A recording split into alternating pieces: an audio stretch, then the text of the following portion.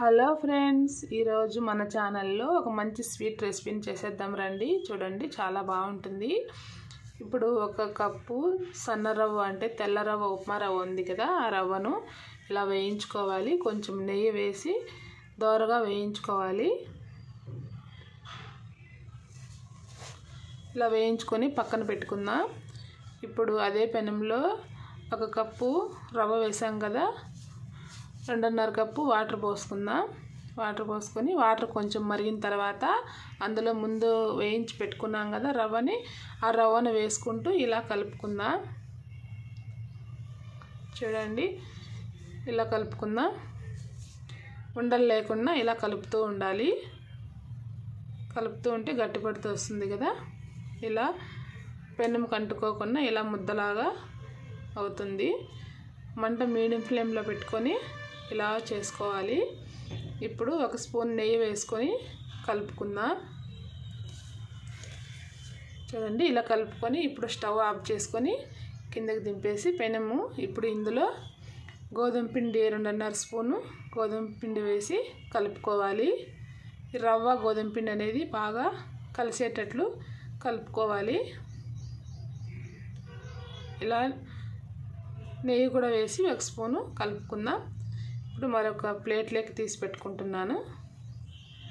ఇప్పుడు నెయ్యి వేసి కలిపితే చేతికి అంటుకోకుండా ఇలా ముద్దలాగా అవుతుంది. రవ్వ అనేది మెత్తబడుతుంది. రవ్వ పిండి అనేది బాగా కలుస్తుంది ఇలా కలిపామంటే. ఇప్పుడు పక్కన పెట్టుకుందాం. పక్కన పెట్టుకుని ఇప్పుడు స్టవ్ వెలిగించి ఒక గిన్నె పెట్టుకొని ఏ కప్పుతో అయితే మనం రవ్వ వేసామో అదే కప్పుతో చక్కెర 1 కప్పు వేసి అందులో 1.5 కప్పు వాటర్ పోసుకొని 4-5 యాలకులు దంచి వేసుకుందాం. ఏ స్వీట్కైనా సరే యాలకులు వేస్తేనే టేస్ట్ అనేది చాలా బాగుంటుంది. చూడండి, ఇలా బుడ్లుగా వస్తుంది కదా, ఇలా పట్టుకుంటే సరిపోతుంది. కొంచెం అట్లా తీగపాకంలాగా వచ్చేది సరిపోతుంది.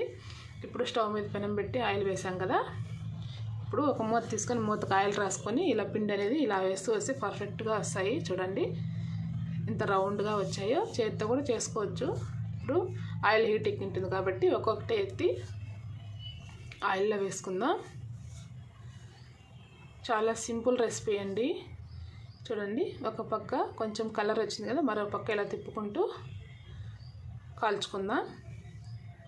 చాలా సింపుల్ రెసిపీ, చాలా బాగుంటుంది. ఇప్పుడు గోల్డ్ కలర్ వచ్చాయి కదా, ఎత్తేద్దాం. సపరేట్ ప్లేట్లోకి తీసి పెట్టుకుందాం.